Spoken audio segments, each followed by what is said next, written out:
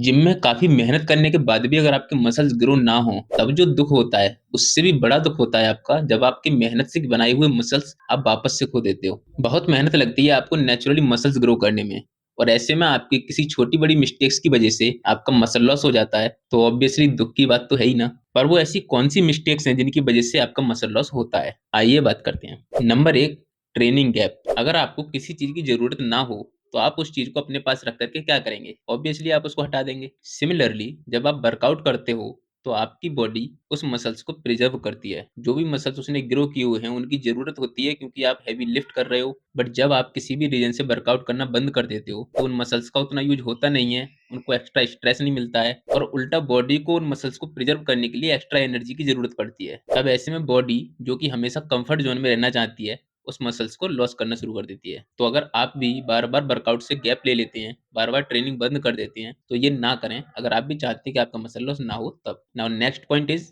Over training. Muscle building का simple process यही है कि आप वर्कआउट करके मसल्स को ब्रेक करो, उसके बाद उसको अच्छा न्यूट्रिशन दो, अच्छा रिकवरी टाइम दो और आपका मसल बिल्ड वापस से हो जाएगा, वो भी थोड़ा-सा बिगर होके। Which is obviously true, but ध्यान से देखें तो ये प्रोसेस उतना ईज़ी नहीं है, बल्कि बहुत सारी कॉम्प्लिकेशंस आती हैं, जिसमें training volume, intensity, right nutrition value, right recovery process जैसी चीज़ें आपके लिए मैटर करती हैं। और अगर आप ओवर ट्रेनिंग करने लग जाते हैं, तो इनमें से बहुत सारी चीज़ें इम्बैलेंस हो जाती हैं। कई बार बॉडी को प्रॉपर रेस्ट नहीं मिल पाता, कई बार न्यूट्रिशन वैल्यू डाउन हो जाती है, कई बार आपकी इंटेंसिटी और वॉल्यूम आपस में कॉन्ट्रैक्ट कर जाते हैं। तब ऑब्वियस है कि आपकी मसल्स ग्रो होने की बजाय और लूज़ होने लग जाते हैं। तो ओवर ट्रेनिंग ना करें, बल्कि जितना आपको रिक्वायरमेंट है उतनी ही ट्रेनिंग करें और उसके अकॉर्डिंग ही आपको सही न्यूट्रिशन और सही रिकवरी टाइम भी देना है। Now next point, cut the carbs completely. Fat loss के दौरान ऐसा बहुत से लोग करते हैं। उनको लगता है कि कार्बोहाइड्रेट्स ही उनके सबसे बड़े दुश्मन हैं, तो वो कार्बोहाइड्रेट्स को बिल्कुल करके बंद कर देते हैं। कई बार कीटो डाइट्स वगैरह ऐसी चीज़ें आ जाती हैं। अब ऐसा करने से होता ये है कि आपको एनर्जी बाहर से नहीं मिल पाती है,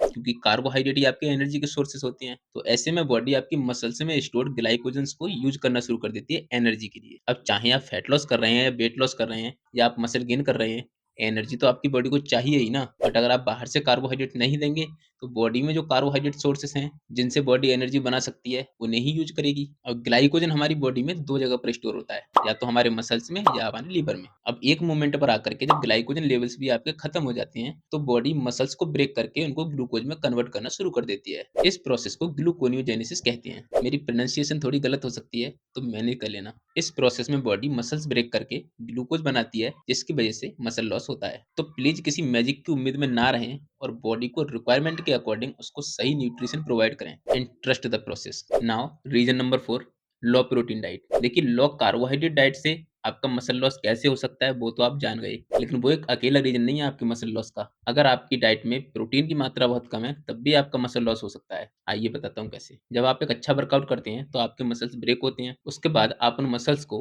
न्यूट्रिशन प्रोवाइड कराते हैं, स्पेशली प्रोटीन। जब आप उसको प्रोवाइड कराते हैं, तो वो प्रोटीन अमीनो एसिड्स में ब्रेक होता है और वो अमीनो एसिड्स आपके मसल्स को रिपेयर करके स्ट्रॉन्ग बनाते हैं। बट अगर आपने इनफ प्रोटीन नहीं दिया अपनी बॉडी को, तो वो ब्रेक हुए मसल्स ठीक से रिपेयर नहीं हो पाएंगे और आपके मसल्स ग्रो होने की बजाय उल्टा ब्रेक रह जाएंगे और ऐसे में आपका मसल ग्रो ना होकर के मसल लॉस होगा। तो कोई अकेला मैक्रो न्यूट्रिएंट ही रिस्पॉन्सिबल नहीं होता है, बल्कि आपको ओवरऑल बैलेंस डाइट चाहिए होगी। सो मेक श्योर कि आप ये मिस्टेक्स भी ना करें। Now let's move to the next point, dehydration. मान लो आपने एक अच्छी डाइट प्रोवाइड कराई अपनी बॉडी को, सही न्यूट्रिशन दिया है, बट अगर आपके वो न्यूट्रिएंट्स आपकी बॉडी में एब्जॉर्ब ही नहीं हो पाए, तब क्या आपको इतने अच्छे रिजल्ट्स मिल पाएंगे? ऑब्वियसली नहीं। और न्यूट्रिशंस की अब्जॉर्प्शन के लिए बॉडी का हाइड्रेटेड होना बहुत जरूरी है, क्योंकि बॉडी में सारे न्यूट्रिएंट्स को ट्रेवल कराने के लिए ब्लड की जरूरत होती है। इसके अलावा आपके मसल्स भी वाटर को होल्ड करते हैं। अगर आपकी बॉडी डिहाइड्रेटेड होगी, तो आपके मसल्स भी उतने अच्छी शेप में नहीं दिखेंगे और उनका साइज भी कम होगा। तो जब वाटर आपकी बॉडी में कम होगा, तो आपके मसल से वाटर डिप्लीट होगा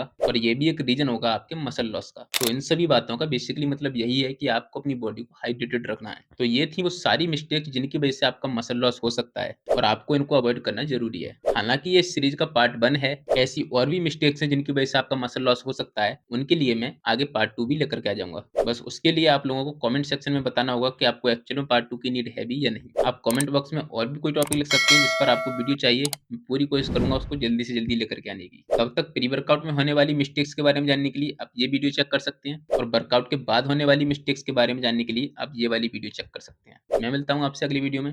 जय हिंद।